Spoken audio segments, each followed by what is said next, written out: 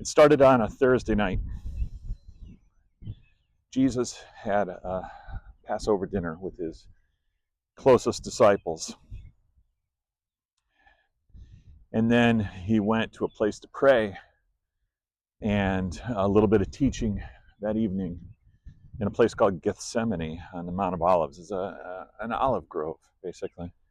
He was betrayed by one of his disciples over to the leaders of Jerusalem. He was arrested. He had been on trial all night long, and all the things that went with that trial, being mocked, being ridiculed, being beaten.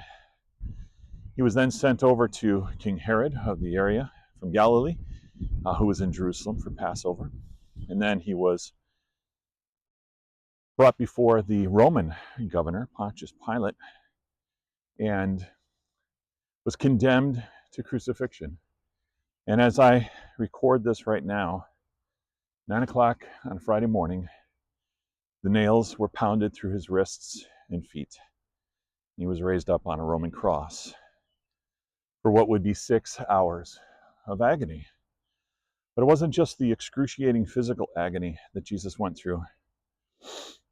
There was a spiritual agony as well, because he was carrying all the sins of all people, of all time, in himself, because he was paying the price before God, the Father Almighty, for all those sins, because Jesus didn't want to face and live in eternity without you.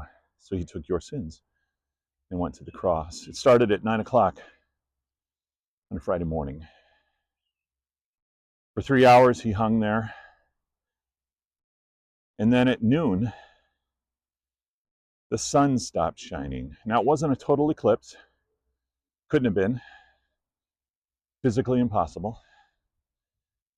Maybe it was just a really heavy cloud cover. Maybe you've experienced something like that before. Or maybe it was just a miracle. Some kind of miracle of God to forbid the sun to shine for 3 hours from noon to 3 o'clock. And then at 3 o'clock, Jesus said, "It is finished. Father, into your hands I commit my spirit." And he died for you, for me, for everyone. He would be buried in a borrowed tomb. His disciples would rest on the Sabbath. They had been taught since they were little children. But then everything changed on Sunday morning. But that's another video.